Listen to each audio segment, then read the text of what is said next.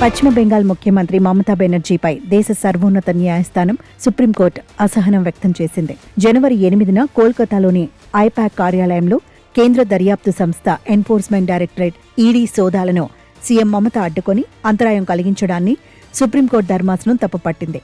అది హర్షించదగిన పరిణామం కాదని న్యాయమూర్తులు justice Prashant Kumar Mishra, justice NV అంజారియాలతో కూడిన ధర్మాసనం వ్యాఖ్యానించింది. ఈడీ సోదాలకు విధి నిర్వహణకు ఆటంకం కలిగితే దానికి ఒక రాజ్యాంగపరమైన పరిష్కారం లేని పరిస్థితి ఉండరాదని ధర్మాసనం పేర్కొంది. భవిష్యత్తులో ఈడీ సోదాలకు వేరొక ముఖ్యమంత్రి అడ్డు తగిలితే పరిస్థితి ఏంటని ప్రశ్నించింది. ఈడీ ఎలాంటి రాజ్యాంగపరమైన పరిష్కారానికి నోచుకోకుండానే ఉండిపోవాలని సుప్రీంకోర్టు ధర్మాసనం ప్రశ్నించింది. ఈడీ దాఖలు చేసిన పిటిషన్పై విచారణ సందర్భంగా సుప్రీంకోర్టు ఈ వ్యాఖ్యలు చేసింది. అయితే ఐపాక్ కార్యాలయం, ఆ సంస్థ అధిపతి ప్రతీక్ జైన్ ఇంట్లో ఈడీ జనవరి 8న సోదాలు నిర్వహించింది.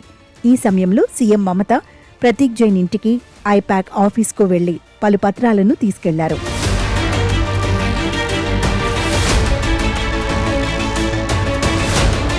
ఆ తర్వాత ఈడీ అధికారులపై రాష్ట్ర పోలీసులు కేసు నమోదు చేశారు. అయితే ఇలా కేసు నమోదు చేసే అధికారం రాష్ట్ర పోలీసులకు లేదంటూ ఈడీ సుప్రీంకోర్టులో రిట్ పిటిషన్ వేసింది. ఐపాక్ సంస్థ చీఫ్ ప్రతీక్ జైన్ నివాసంలో సోదాలను సీఎం మమతా బెనర్జీ అడ్డుకోవడం అధికార దుర్వినియోగమేనని ఈడీ తెలిపింది. ఐపాక్ కార్యాలయంలో సోదాల సమయంలో ల్యాప్టాప్, ఫోన్, పలు డాక్యుమెంట్లను మమత తీసుకెళ్లారని ఈడీ ఆరోపించింది. ఈడీ దర్యాప్తునకు అంతరాయం కలిగించిన ముఖ్యమంత్రి మమతపై రాష్ట్ర అధికారులపై కేసులు నమోదు చేయాలని కోరింది. అయితే రాష్ట్ర సర్కారుకు వ్యతిరేకంగా పిటిషన్ను దాఖలు చేసే అవకాశాన్ని ఒక కేంద్ర ప్రభుత్వ విభాగానికి కల్పించడం దేశ సమాఖ్య వ్యవస్థకు ముప్పు లాంటిదని మమతా బెనర్జీ తరపు న్యాయవాది తెలిపారు. ఈ క్రమంలోనే సీఎం మమతా బెనర్జీపై సుప్రీం ధర్మాసనం అసహనం వ్యక్తం చేసింది. ముఖ్యమంత్రి స్థాయిలో ఉన్న వ్యక్తి ఇలా చేస్తే ఎలా అని ప్రశ్నించింది.